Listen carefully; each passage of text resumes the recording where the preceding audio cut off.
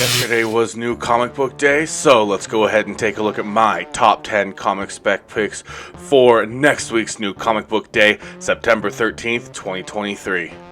If you see anything you like from Lunar, you're going to want to go ahead and pick that up on Tuesday, September 12th, 2023. I did want to remind you I am doing my 1K subscriber giveaway. You can win one of 2 awesome slabs, and I have my PayPal and my Venmo in the description of the video if you want to support the channel. But without any further ado, let's get started.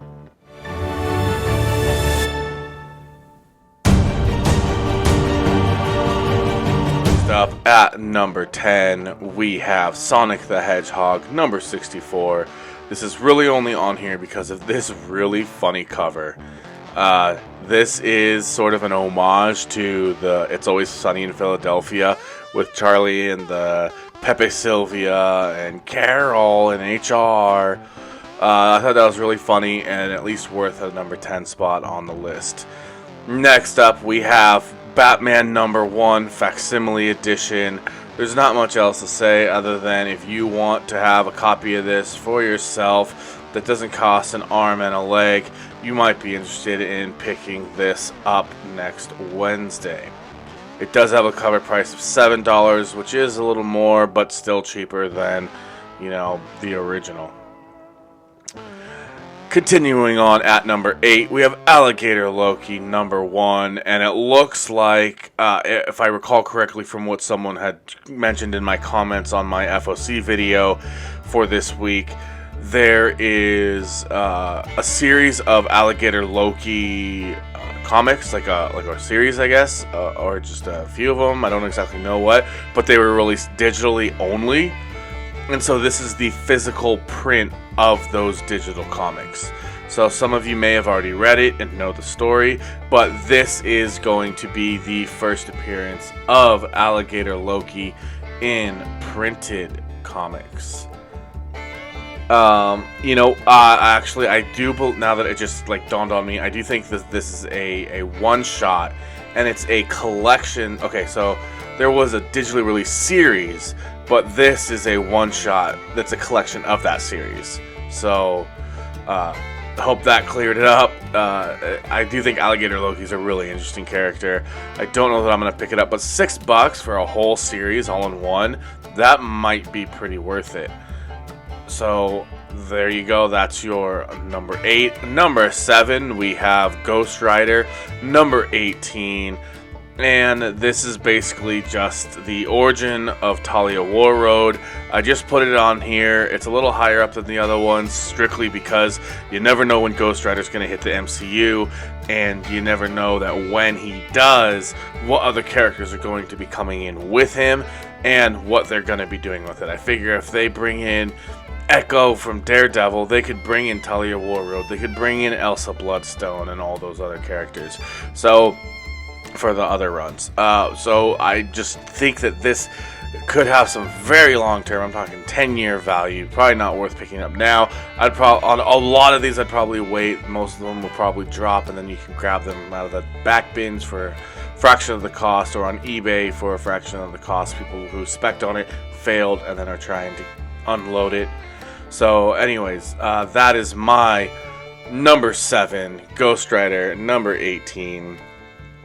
And my number 6 is World's Finest Teen Titans, number 3. And this one is the first appearance of Toy Boy, who happens to be an obsessive fan of Wonder Girl. There's really nothing else about this book. Some of these covers are pretty cool, but not cool enough to where I want to really point them out. So let's just move on to my number 5. Now we broke into the top 5, and that's pretty awesome. So let's get going, and we have Captain Marvel, Dark Tempest, number 3. And this one is the first team appearance of a new team called the Feral 5. And they're made up of siblings, and their names are Keziah, Blake, Zen, Zane, and Zaka. So, if you're interested in the team, I'm guessing that's them on the cover. And then there's a variant right there, but I don't think they're on it. So let's move on to number 4. This is probably my personal number 2. And it's so high up because the other spec this week isn't that great, right? This one could flop, could be nothing, but this is one of the few that I think might be able to hit, and that is Harriet Tubman, Demon Slayer #1, and specifically cover G, the 1 for 25 Randolph variant. So if I decide that I'm doing this late and I'm kind of tired, but if I decide that afterwards that I want to look it up on eBay, I might see what this is going for currently, and if I do, I'll put it here. You'll kind of be seeing it as I'm talking. But then I also wanted to show you this cover. This one is my personal favorite that I'd probably get for my PC. This is the FOC variant. It's a Jack Kirby homage variant. So obviously it's her punching Hitler, which is like Captain America did that, but also it is an FOC cover, which means it's impossible to order anymore once FOC is cut off. So that might, that kind of makes these a little bit more rare, a little bit lower print, things like that. So that's my number 4, Harriet Tubman, Demon Slayer #1. Don't forget to keep an eye out for that 1 for 25.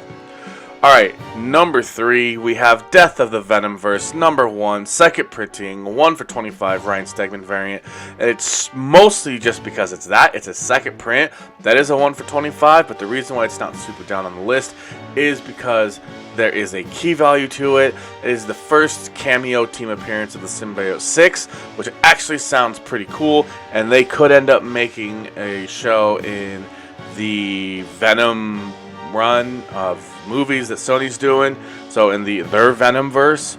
So I wouldn't discount that, but again, that would be a very long term spec before those guys come in, and especially with the writer's strike and all that going on, we don't know. And then who knows, is this COVID gonna have the same impact on movies that it had and kill any comic spec again? That was a rough year for a lot of people, I think, who are in the spec game, because you invested all these comics for the last 6 months, and then all of a sudden those movies weren't being made, so then you had to sit on it, and then by the time the movies came out, nobody cared anymore, and it lost all their value. I'm not bitter or anything, speaking from personal experience, but anyway, yeah, so you got a first cameo team appearance of the Symbiote 6, who could make an appearance in the Sony movies, and it is a second print and a 1 for 25 second print, which those usually are pretty good. And I'll do the same thing for the Harriet Tubman on this 1 for 25. If I want to do the eBay, then you probably will have been looking at it for a little bit here now, where I'll put what the prices are for the eBay. Alright, so let's move on to number 2. Batman and Robin #1, and I did want to point out this cover right here, the Stanley Art Germ. I mean, he does it again. Great cover on my thumbnail. Gotta love it every time. But this one actually also has some key value to it, and it is the first cameo appearance of Shush, who I think is a female version of Hush, if I am remembering correctly from my FOC video. Let me see, I don't even think it says in here. So yeah, that's my number 2, Batman and Robin. There are some actually pretty cool covers, but nothing beats that Stanley Art Germ. I said art really weird there. Anyway, Daredevil #1 is my number 1. Can you tell I kind of want to just finish this because I am getting tired, but I want to get this out to you guys. I really want to stop skipping weeks.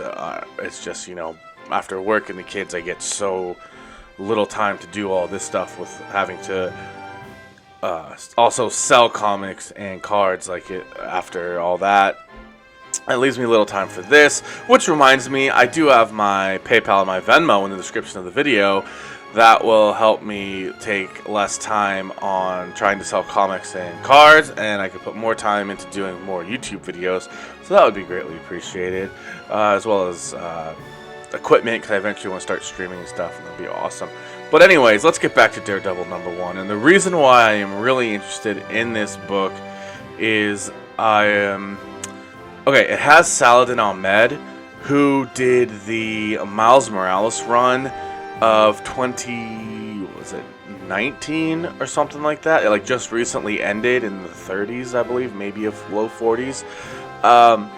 But that's the run that just had a lot, like it had the Billy Morales spec, it had a couple of bad guys spec, had a really good Clone Saga run in there. So I think he could do a really good job on Daredevil. A lot of that stuff got, I think even the first appearance of Starlane, if I remember correctly. But anyways, there was a lot of stuff in there. It got pretty dark. So I think he could do a good job on Daredevil, and he probably was a little bit limited by the character of Miles Morales. So I think that by letting him dive into a character like Matt Murdock and Daredevil, that he could really take his game to the next level. And so not only would that be great for us, but that could be great for him, and that would only open up more opportunities in the future.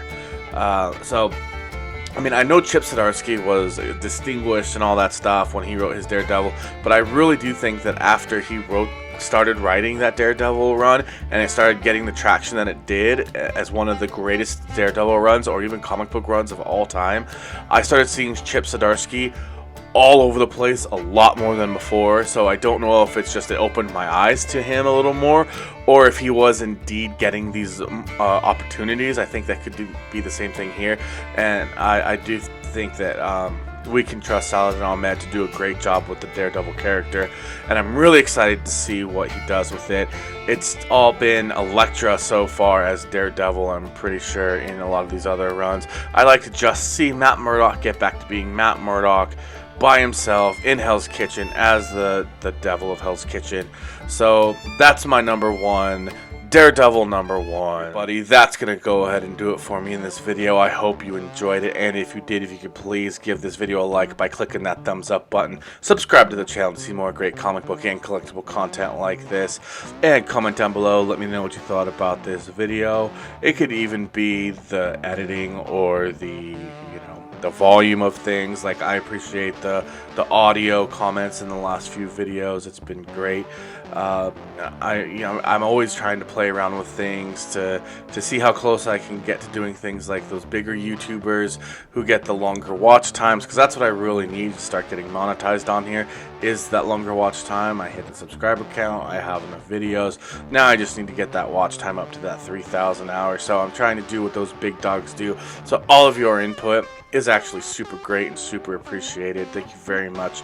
I did want to remind you one last time, I have my PayPal and my Venmo in the description of the video, but the reason I wanted to bring it up this last time is because I forgot to mention in the other times, is that if you do support this channel financially through there, if you leave a message with it, I will read it in the video. So that's the part I forgot to mention earlier, so I just wanted to let you know. But I will let you guys get out of here. I'm going to put a couple thumbnails here so you can either check out my FOC for what's coming up, or you can also check out what is my all of September picks for the whole month. So take a look at those if you like. Otherwise, as always, thanks again for watching this video. Bye!